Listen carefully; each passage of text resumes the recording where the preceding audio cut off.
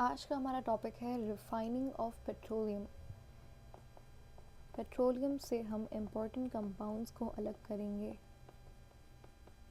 ठीक है, पेट्रोलियम का इंट्रोडक्शन हम ऑलरेडी कर चुके हैं लास्ट वीडियो के अंदर। तो रिफाइनिंग ऑफ पेट्रोलियम बाय कौन से प्रोसेस से पेट्रोलियम लिक्विड होता है, तो कौन सी डिस्टिलेशन करेंगे, कौन सी सेपरेशन होगी यहाँ पे, फ्रैक्शनल डिस्टिलेशन।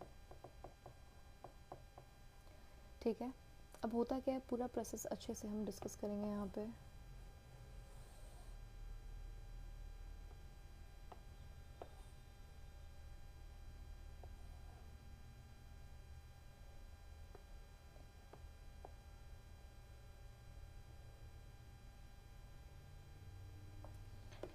Okay better. अभी क्रूड ऑयल को हमें रिफ़ाइन करना है, क्रूड ऑयल की फ्रैक्शनल डिस्टिलेशन करनी है। यहाँ से हमारे पास एक प्लेट होती है, इसको कहा जाता है फीड प्लेट। फीड प्लेट से हम क्रूड ऑयल को अंदर भेजेंगे इस चैम्बर के। ठीक है, ये जो आप देख रहे हो, ये इतना बड़ा चैम्बर, ये मैंने छोटा बनाया है लेकिन ये बहुत बड़ा होता है। ठीक है, फिज़िकली रियलिटी के अंदर बहुत बड़ा चैम्बर होता है ये। ठीक है, कई फीट लंबा होता है। इस चैम्बर को कहते हैं फ्रैक्शनेटिंग कॉलम। इसके अंदर फ्रैक्शनल डिस्टिलेशन होती है, इसीलिए इसको फ्रैक्शनेटिंग कॉलम कहा जाता है। इसके अंदर एक जगह होती है, स्पेस होती है, इसके अंदर से क्रूड ऑयल जाता है, इसको बोलते हैं फीड प्लेट। ठीक है, फीड प्लेट एकदम बीच में होती है, यहाँ से आप फीड करोगे क्रूड ऑयल को अंदर।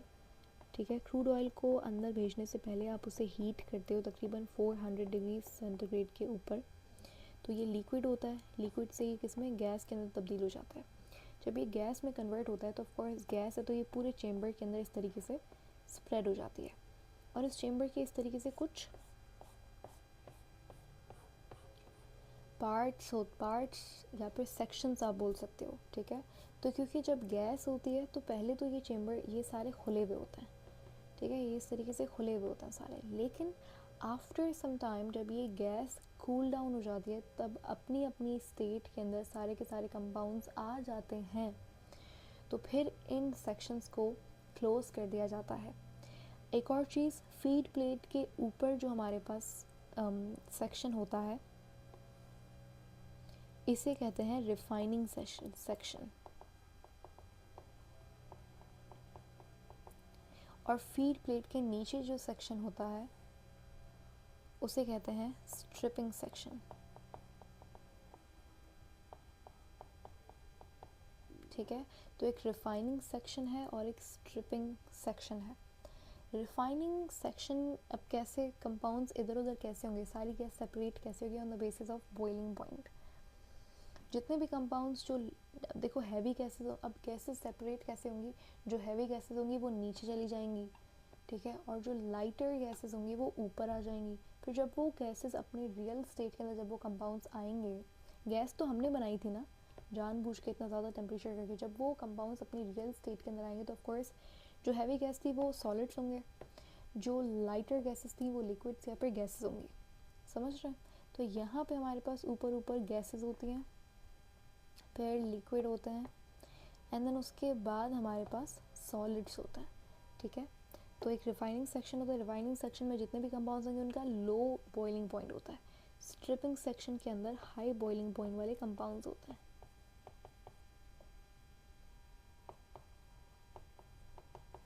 ठीक है, रिफाइनिंग सेक्शन और स्ट्रिपिंग सेक्शन, और बीच में होती है फीड प्लेट।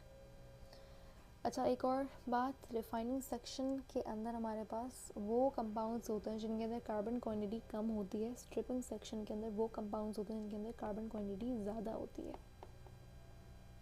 अब हम डिस्कस करते हैं कंपाउंड्स को। हमारे पास इस तरीके से बहुत सारे कंपाउंड्स मिलते हैं। यहाँ पे जो आप गैस देख रहे हो, सबसे पहले ये हम लोग बेसिकली इनकी डेंसिटी के मुताबिक इन्हें हमने अरेंज किया है। अरेंज हमने नहीं किया है, बेसिकली खुद ही इस तरीके से अरेंज हो जाते हैं on the basis of their densities, their weight. सबसे पहले पेट्रोकेमिकल्स। पेट्रोकेमिकल्स कुछ कंपाउंड्स होते हैं जो कि ये खुद भी क्या होता है, मिक्सचर होती है, गैस है, पहली बात तो मैंने लिखा है यहाँ पे गैस है।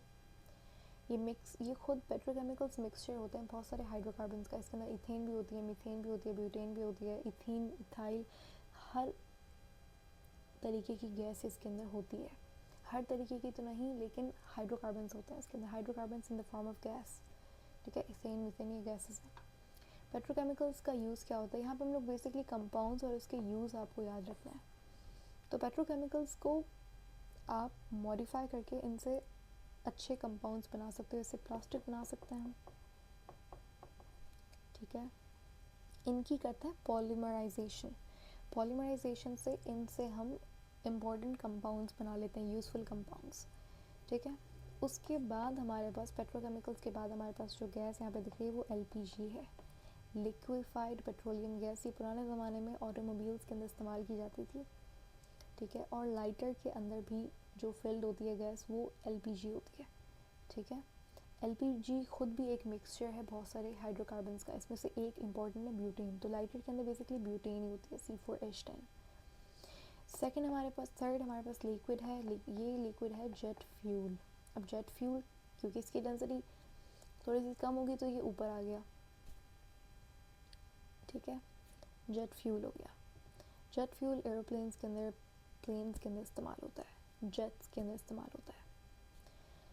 फिर है हमारे पास सबसे इम्पॉर्टेंट गैसोलीन, जिसे पेट्रोल कहा जाता है। एक ही बात है ये, gas station, petrol pump, both are same. फिर है केरोसिन, मिट्टी का तेल, चीज़ों को जलाने के लिए इस्तेमाल होता है ये हमारे पास है heavy gas oil. Heavy gas oil useless है, फ्लेमेबल नहीं होता, ये किसी काम का नहीं है। लेकिन मैंने बताया था कि हम यूज़लेस चीज़ों को भी यूज़फुल बना लेते हैं। तो क्या होता है कि हैवी गैस ऑयल का, इसको हम एक प्रोसेस से गुजारते हैं और इसे हम पेट्रोल या फिर गैसोलीन के अंदर कन्वर्ट कर सकते हैं। Interesting no.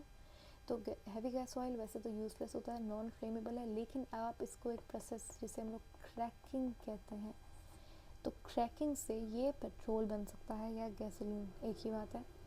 मैं बार बार कह रही हूँ एक ही बात है, तो आप प्लीज़ ये इस बात को ध्यान में रखिएगा। पेट्रोल गैसोलीन अगर मैं बोलूँ तो दोनों एक ही बात है, ओके। उसके बाद अब बस अब ख़त्म होने वाला है, ये चेम्बर्स एक्स्ट्रा बना दिए मैंने। फिर आता है हमारे पास हैवी गैस ऑयल के बाद पैराफिन वैक्स, जो कि सॉलिड होती है। पैराफिन वैक्स सिंथेटिक वैक्स होती है, ठीक है।